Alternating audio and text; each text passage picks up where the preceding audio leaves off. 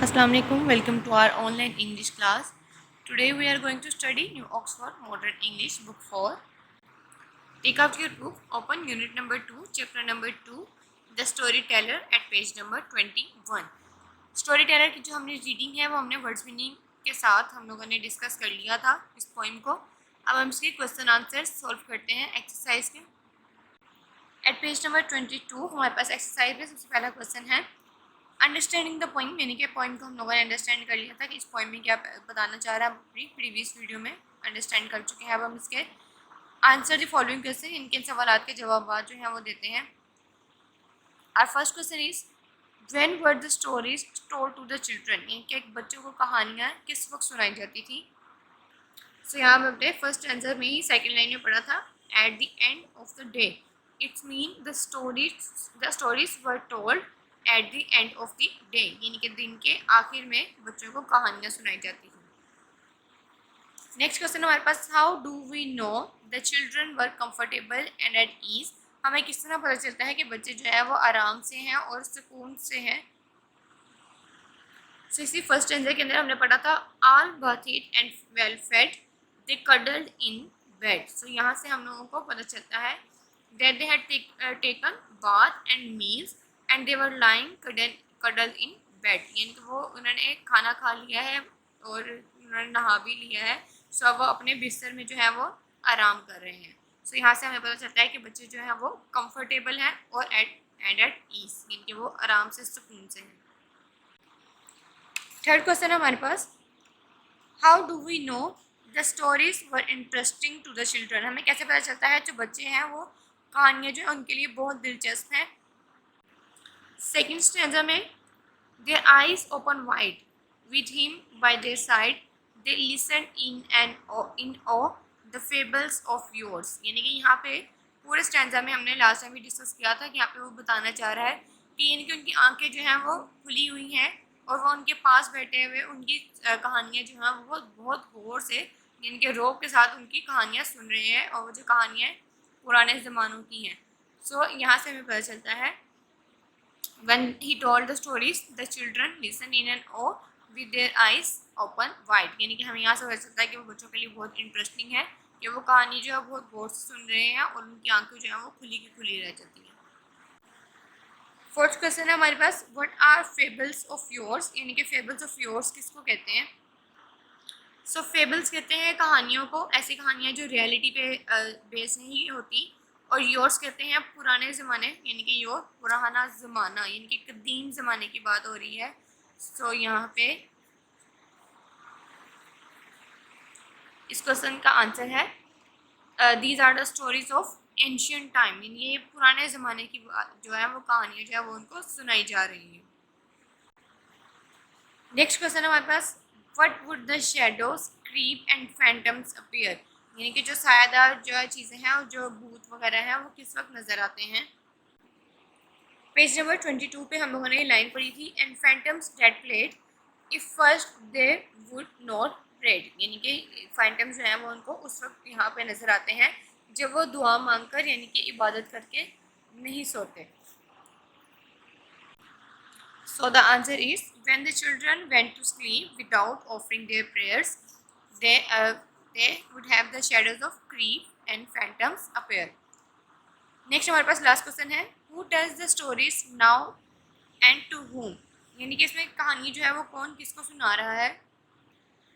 यहाँ last answer में हमने पढ़ा था now they feel a chill yet feed them still to the young and old those stories of gold, यानी कि यंग टू ओल्ड, यानी कि जब वो जवान थे जब वो बूढ़े हो गए और अब जब वो बूढ़े हैं तो वो अपने नौजवानों को सुना रहे हैं. So this mean the children who have been listening their story from their father और grandfather now tell the same story to their young और द ओल्ड चिल्ड्रन, यानी कि अब जो पहली कहानियाँ जो उन दादा जाने या उन वालिद ने अपने बड़ों से सुनी थी अब वही बड़े जो हैं वो अपने बच्चों को सुना रहे हैं. नेक्स्ट क्वेश्चन है इसको हम डिस्कस कर लेते हैं. सबसे पहले what clues are there in the lines which tells us the stories were really good ones, यानी कि इनमें से कौन से क्लूज हमें इन लाइन में से मिलते हैं जिसमें से हमें पता चलता है जो कहानियाँ हैं वो बहुत ही अच्छी हैं. सो यहाँ सेकंड स्टैंजा से ही हम लोगों को पता चलता है their eyes open wide with him by their side they listened in awe. सो यहाँ पे हमें यहाँ इस स्टैंजा के थ्रू ये क्लू मिलता है that the children listened them with their eyes open and with the expression of awe. They could repeat यानी कि the story was so interesting that they could repeat them with the same emotions and intensity with their children. Next question हमारे पास, do you think the stories were frightening why, यानी कि आपको लगता है कि जो कहानियाँ थी वो डरा देने वाली थी और क्यों थी. And phantoms that played if first they wouldn't prayed. So यहाँ से हमें पता चलता है कि ये कहानी जो थी the stories were frightening because they told about the ghost and the shadows who harm the children who went to sleep without offering their prayers. So यहाँ में इस वजह से वो खौफजदा लग रही थी क्योंकि वो यहाँ पे बताना चाह रही थी उन घोस्ट और शेडोज के बारे में जो उन बच्चों को तब नुकसान पहुँचाते हैं जब वो अपनी इबादत किए बगैर सो जाते हैं. नेक्स्ट हमारे पास, do you think that the storyteller was a good storyteller why, अगर आपको लगता है कि स्टोरी टेलर जो था वो बहुत अच्छा था और क्यों था. So yes, the storyteller was a good storyteller because he can draw the all the attention of to the content of the story. और उसने यानी कि बच्चों को when he told about the shadows and phantoms तो बच्चे जो हैं वो उससे डरते थे, यानी कि उसको लेसन भी मिलता था बच्चों को कि वो अपनी इबादत किए बगैर जो है रात को नहीं सोएंगे.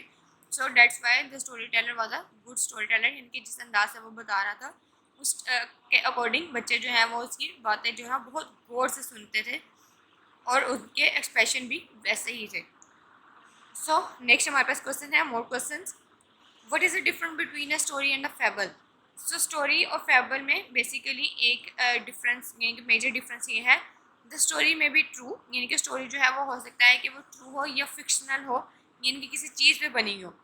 लेकिन जो फेबल्स होती हैं वो फेबल जो है वो ऑलवेज अ फिक्शनल, यानी कि वो हमेशा ही ख्यालाती कहानियाँ होती हैं. मतलब स्टोरी जो है वो किसी वक्त रियलिटी पे बेस करती है, लेकिन फेबल जो होती हैं वो रियलिटी पे बेस्ड नहीं होती, यानी कि ये जस्ट एंटरटेन करने के लिए बच्चों को सुनाई जाती हैं. तो ये किसी भी रियलिटी पे बेस नहीं होती, इसलिए इनको फेबल कहते हैं. नेक्स्ट क्वेश्चन है हमारे पास, which words in the poem describe action. इनमें से कौन से पोइम में ऐसे वर्ड्स हैं जो एक्शंस को बयान कर रहे हैं, यानी कि वर्ब शो कर रहे हैं, इनके काम होने को बयान किया जा रहा है. सो यहाँ पोइम में हमारे पास काफ़ी ज़्यादा वर्ड्स हैं जो एक्शंस को शो करते हैं, जैसे कि प्ले खेलना, वेल बात मतलब नहा लेना उनका, कडल्ड अपने बिस्तर में चले जाना. इसी तरह यहाँ पे हमारे पास आता है लिसन, गौर से सुनना. सो इसी तरह आपने बाकी वर्ड्स भी जो है वो फाइंड आउट करने हैं. नेक्स्ट क्वेश्चन है हमारे पास, which words in the poem rhyme, यानी कि राइमिंग वर्ड्स कौन से हैं इन पोइम के अंदर. सो राइमिंग वर्ड जैसे कि हमें पता है कि लाइन का जो लास्ट वर्ड होता है वो हमेशा वही राइमिंग स्कीम बनाता है. तो यहाँ पे हमारे पास आएगा डे प्ले, एक वर्ड हो गया. फेड बेड, दूसरा राइमिंग वर्ड हो गया. वाइट साइड एक अलग, और योर मतलब ये एक अलग राइमिंग वर्ड है हमारे पास. नेक्स्ट हमारे पास crept, slept, played, prayed, chill, still, old, gold. So ये हमारे पास राइमिंग वर्ड जो है वो पॉइंट के हैं. नेक्स्ट हमारे पास रेफरेंस दिया हुआ, उस रेफरेंस के अकॉर्डिंग हमने आंसर के क्वेश्चन देने हैं. If first they wouldn't pray, यानी कि अगर वो इबादत किए बगैर सो जाएंगे. सो हु इससे कौन किसके बारे में बात की जा रही थी, ऑब्वियसली चिल्ड्रन, यानी कि बच्चे अगर इबादत किए बगैर सो जाएंगे. What might happen to them if they had not prayed, यानी कि उनके साथ क्या होगा अगर उन्होंने इबादत नहीं की. They might have shadows and phantoms in their dream, तो वो भूत जो साए वगैरह जो अपने ख्वाब में देखेंगे अगर वो इबादत किए बगैर सो जाएंगे. Which word or phrase in the last words remind us of these things, यानी कि कौन सी ऐसी वर्ड्स जो है वो हमारे पास लास्ट में आती है जो हमें चीज़ों के बारे में बताती है. सो चिल एक वर्ड जो था वो यूज़ किया है पोइट ने. That remind us the element of horror and thrill present in those stories, मतलब एलिमेंट ऑफ हॉरर भी है और एलिमेंट ऑफ थ्रिल भी है, मतलब डर भी है और उनका पुरजोश भी है. तो दोनों चीज़ें जो हैं वो ये चिल के वर्ड से डिस्क्राइब की गई हैं लास्ट वर्ड में. तो यहाँ पे हमारे क्वेश्चन आंसर जो हैं वो कंप्लीट होते हैं.